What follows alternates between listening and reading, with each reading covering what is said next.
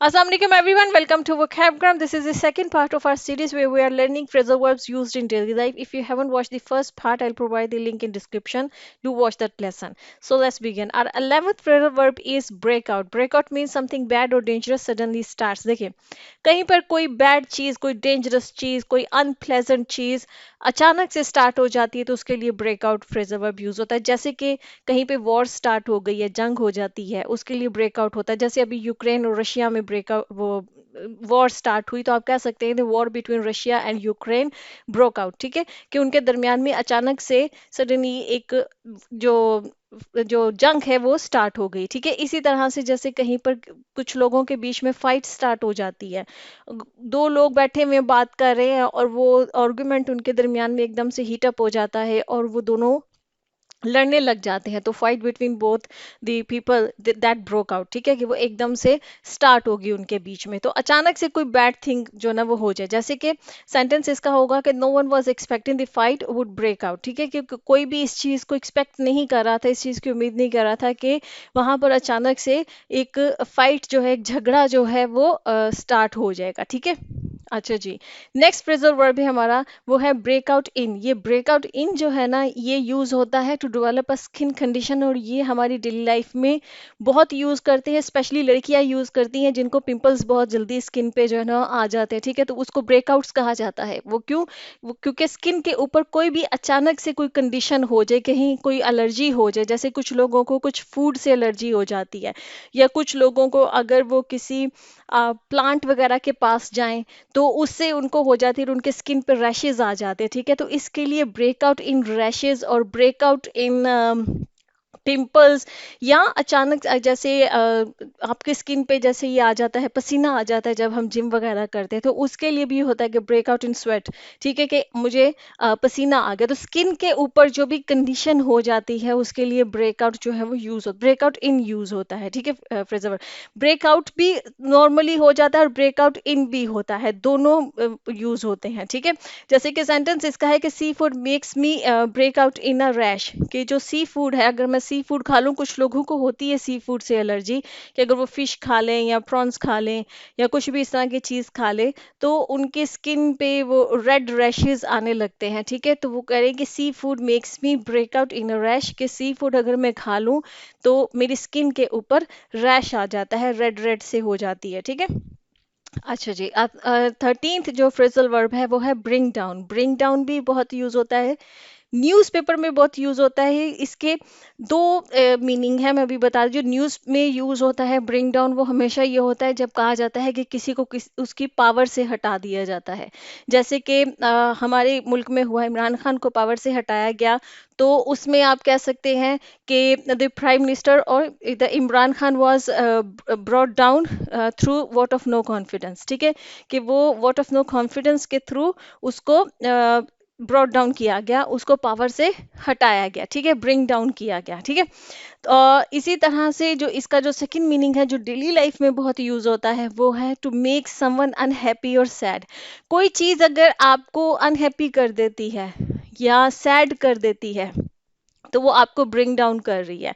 जैसे कि अगर सनसेट जो है उसको देख के आपके अंदर एक सैड सी, एक डिप्रेसिव फीलिंग होती है, तो आप कहेंगे कि sunsets make me bring down, या सनसेट ब्रिंग्स मी डाउन, कि वो मुझे अनहैप्पी कर देता है या सैड कर देता है या डिप्रेस कर देता है। ठीक है, कोई मूवी आपको सैड कर देती है या कोई सॉन्ग है वो आपको सैड कर देता है, अनहैप्पी कर देता है, तो that song brings you down. ठीक है, कि वो आपको सैड कर रहा है, वो आपको डाउन कर रहा है। ठीक है, इसी तरह से जैसे इसका सेंटेंस है the ending of the movie brought me down, कि इस मूवी की, किसी कोई मूवी आप देख रहे हैं और उसकी एंडिंग आपको जो है ना वो होती है ना, सैड एंडिंग्स होती हैं, तो उसने आपको ब्रिंग डाउन कर दिया, मतलब कि आपको बहुत ही अनहैप्पी सा, सैड सा, डिप्रेस सा कर दिया। आपको मूवी की एंडिंग एक्साइटिंग नहीं थी, सैड थी। ठीक है, ओके जी।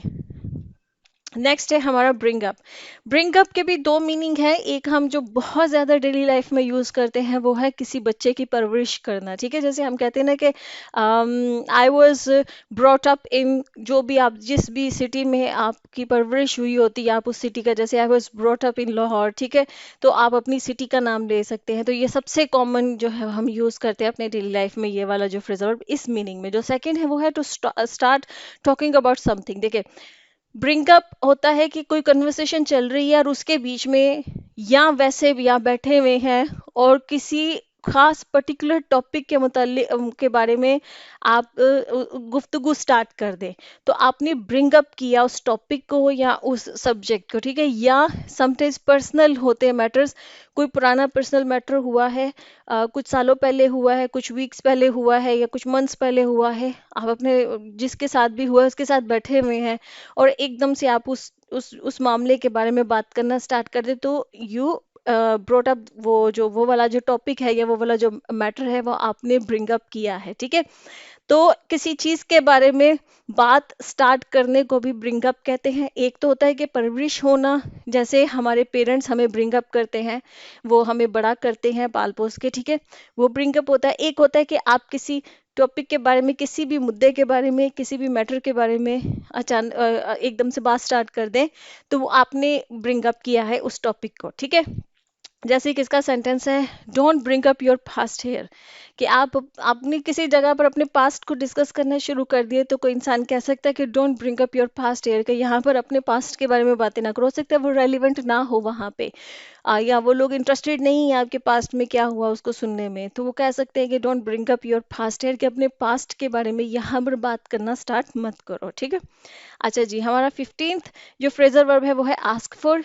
ये भी डेली लाइफ में बहुत यूज होता है। इसका मतलब ये होता है टू रिक्वेस्ट समथिंग। आपने किसी से किसी चीज के लिए रिक्वेस्ट की, आपको किसी चीज की जरूरत है, आपने किसी चीज की रिक्वेस्ट की किसी इंसान से, तो आपने आस्क फॉर किया है उस चीज के लिए उस दूसरे इंसान से। जैसे इसका सेंटेंस है, I asked him for money but he refused, कि मैंने उससे पैसों के लिए उससे रिक्वेस्ट की, क्यों आपको ज़रूरत हो सकती है पैसों के लिए रिक्वेस्ट की, बट ही रिफ्यूज, लेकिन उसने इनकार कर दिया। हो सकता है उसके पास नहीं पैसे थे। ठीक है, तो ही रिफ्यूज, उसने इनकार कर दिया। नेक्स्ट हमारा जो है वो है बैक डाउन।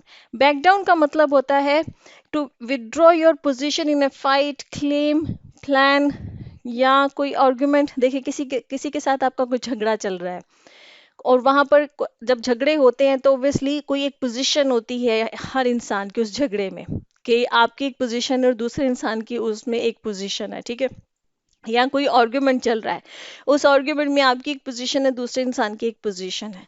किसी भी वजह से या आपने कहीं पर किसी चीज का क्लेम किया है, ठीक है, किसी भी जगह पे, या कोई प्लान चल रहा है, कोई प्लान बन रहा है कि ऐसा करेंगे वैसा करेंगे, लेकिन अगर किसी भी वजह से कोई इंसान जो है वो अपनी उस पोजीशन से पीछे हट जाए किसी आर्गुमेंट में, जैसे कोई फाइट चल रही, कोई आर्गुमेंट चल रहा है और एक इंसान जो है वो पीछे हट जाए उस फाइट से, उस आर्गुमेंट से, वो कहे कि ठीक है मुझे इसको मजीद आगे लेके नहीं चलना, मुझे इसको मजीद नहीं लड़ना है। ठीक है, तो इसका मतलब है कि उस इंसान ने बैक डाउन किया है। या कोई इंसान ने किसी जगह पर कोई क्लेम किया हुआ है और वो इंसान जाकर बाद में अपने उस क्लेम से पीछे हट जाता है, वो कहता है कि ठीक है, कि जैसे कुछ कि ये चीज मेरी बनती है, लीगली मैं हकदार हूँ इस चीज का, लेकिन किसी भी वजह से वो इंसान कहता है कि ठीक है मैं अपना ये क्लेम छोड़ता हूँ, तो वो बैक डाउन कर रहा है अपनी उस पोजीशन से जो पोजीशन उसने ली हुई है किसी फाइट में। या कोई प्लान चल रहा है कि हम सब मिलकर ये सब करेंगे और एक इंसान उसमें से कहता है कि मैं इस प्लान में पार्टिसिपेट नहीं कर पा रहा हूँ,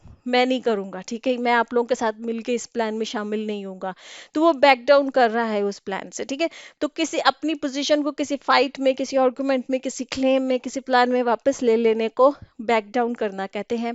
इसका जैसे सेंटेंस हो सकता है, she was compelled to back down and apologise, कि उसको मजबूर किया गया कि एक तो वो जो भी उसकी पोजीशन थी किसी फाइट के अंदर, हाँ किसी भी मैटर के अंदर, उस मैटर से ना सिर्फ उसको मजबूर किया कि वो बैक डाउन करे, मतलब कि वो अपनी पोजीशन वापस ले, और उसके साथ साथ वो अपोलोजाइज भी करे, कि वो माफी भी मांगे, उसने जो भी पोजीशन ली हुई थी, हो सकता है उसकी पोजीशन गलत हो, तो वो अपोलोजाइज करे।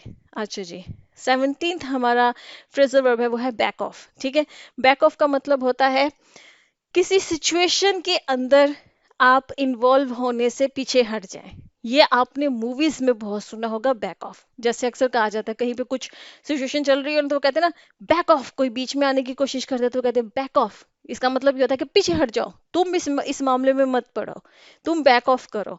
या कहीं पे कोई फाइट हो रही है, आप बीच में छुड़वाने के लिए जाते हैं, फिर आप सोचते हैं कि इनको लड़ने दो, मैं पीछे हटता हूँ, तो आपने बैक ऑफ किया खुद को, ठीक है, आपने उस सिचुएशन से खुद को निकाल दिया। इसी तरह से समटाइम्स कैसे इस तरह से भी होता है ना कि कोई इंसान रो रहा है, कोई इंसान होता है ना इमोशनल हुआ हुआ है किसी भी सिचुएशन की वजह से, आप उसको कंसोल करने के लिए जाते हो, उसका उसका दिल को थोड़ा सा वो करने के लिए, दिलासा देने के लिए आप जाते हो।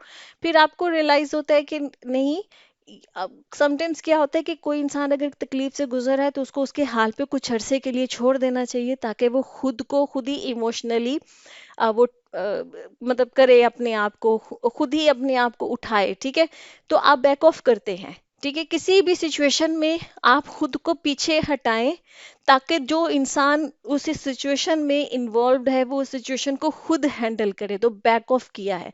जैसे देखिएगा कि अक्सर पेरेंट्स जब बच्चे कोई नई चीज सीख रहे होते हैं तो उनको हेल्प करने की बजाय पेरेंट्स खुद को पीछे हटा लेते हैं, बैक ऑफ करते हैं, ताकि बच्चा उस चीज को खुद हैंडल करे, ताकि वो हैंडल करते करते उस चीज को खुद लर्न करे। तो ऐसी सिचुएशन में बैक ऑफ कहा जाता है, ठीक है। या आपने किसी को कहना है, आप किसी सिचुएशन के अंदर हैं और आप चाह रहे हैं कि आप खुद उसको हैंडल करें और कोई दूसरा खाम उसमें इन्वॉल्व होने की कोशिश कर रहा है, तो आप उसको कह सकते हैं कि प्लीज बैक ऑफ, कि मैं खुद इसको हैंडल करूंगा, आप दूर हो जाओ, ठीक है। इसका सेंटेंस है, will you please back of and let me handle it my self, कि क्या तुम पीछे हटोगे प्लीज, ताकि मैं इसको जो है ना खुद हैंडल करूं, जो भी सिचुएशन है मैं इसको खुद हैंडल करना चाहता हूँ या करना चाहती हूँ, आप प्लीज पीछे हट जाइए। अच्छा जी, हमारा 18th जो फ्रेजल वर्ब है वो है बीट अप। बीट अप बहुत कॉमन है, बहुत कॉमन फ्रेजल वर्ब है। इसका मतलब ये होता है किसी को मारना, पीटना, ठीक है, हिटिंग, किकिंग, पंचिंग, किसी को हिट करना, किसी को किक्स के साथ मारना, जैसे पैरों से किक के साथ मारा जाता नहीं, या पंच के थ्रू मारा जाना, किसी को हिट करना, उसको इंजर कर देना, इसका मतलब उस इंसान को बीट अप किया गया है। जैसे इसका सेंटेंस है, 4 kids beat me up in the school, के स्कूल में मुझे 4 जो बच्चे थे उन्होंने मुझे बीट अप किया, मतलब बीट मी अप किया मतलब मुझे मारा पीटा, ठीक है, मुझे किकिंग से, पंचेस के थ्रू या हिट करके किसी भी तरीके से मुझे मारा पीटा। अच्छा जी, नेक्स्ट हमारा फ्रेजल वर्ब है वो है बीफ अप। बीफ अप का मतलब होता है किसी चीज को की स्ट्रेंथ में में इजाफा करना, किसी चीज की क्या कहेंगे, अफेक्टिवनेस जो होती है, ठीक है, उसमें इजाफा करना, किसी चीज उसमें कुछ चीजें ऐड करके। जैसे कंट्रीज जो हैं, जितने भी ममालिक हैं, वो अपने डिफेंस को बीफ अप करते हैं, मतलब अपनी जो जो भी उनका डिफेंस होता है उसको मजीद स्ट्रॉन्ग बनाते हैं, अपनी मिलिट्री को इंक्रीज करके, ठीक है, मिलिट्री पर्सन्स जो होते हैं उन मजीद हायरिंग करके, अपने आर्मी मैन जो होते हैं उनको इंक्रीज करके, या जो वेपन्स लिए जाते हैं, या जो फाइटर जेट्स लिए जाते हैं, या जो भी मिलिट्री इक्विपमेंट होता है उसको मजीद परचेज करके अपने डिफेंस को वो बीफ अप करते हैं, किसी भी चीज़ को स्ट्रॉन्ग करना ताकि उसमें मजीद चीज़ें ऐड करके, ठीक है। तब क्या किया जाता है, डिफेंस को किस तरह से बीफ अप किया जाता है, उसमें ऐड किया जाता है, जो भी नई टेक्नोलॉजी आ रही होती है डिफेंस से रिलेटेड उसको परचेज किया जाता है, उसको अपनी मिलिट्री में ऐड किया जाता है, ताकि हम अपने डिफेंस को बीफ अप करें, ठीक है। तो ये बीफ अप करना होता है, उसको मजीद स्ट्रॉन्ग करना होता है। इसी तरह से जैसे स्पोर्ट्स की एग्जांपल ले लेते हैं, जैसे क्रिकेट में क्या होता है, किसी एक खिलाड़ी को ऐड किया जाता है या 2-3 खिलाड़ियों को ऐड किया जाता है, जब टीम बनाई जाती है, क्योंकि कोई ऑलराउंडर ऐड किया गया, ताकि जो टीम की स्ट्रेंथ है उसको मजीद इंक्रीज किया जाए, उसको स्ट्रॉन्ग किया जाए, और जो उसकी जो इफेक्टिवनेस है उसको इंक्रीज किया जाए, ठीक है। तो बीफ अप किया गया, किसी खिलाड़ी को ऐड करके टीम की स्ट्रेंथ को बीफ अप किया गया, उसकी एफिशिएंसी को बीफ अप किया गया, ठीक है। तो इसका सेंटेंस होगा, add some figures and statistics to beef up your report. कोई रिपोर्ट तैयार की गई है, अब कोई बंदा कह रहा है कि इसके अंदर फिगर्स ऐड करो, इसके अंदर स्टैटिस्टिक्स ऐड करो, ताकि जो तुमने ये रिपोर्ट तैयार की है ना, ये मजीद स्ट्रॉन्ग लगे, ये मजीद जो है ना अफेक्टिव लगे, इसका असर लगे कि हाँ भैया अब एक एफिशिएंट रिपोर्ट जो है वो तैयार की गई, क्योंकि अब इसमें इसको सपोर्ट करने के लिए इसमें फिगर्स, स्टैटिस्टिक्स ऐड किए गए हैं, ठीक है। अच्छा जी, हमारा 20th जो फ्रेजल वर्ब है वो है बिलीव इन।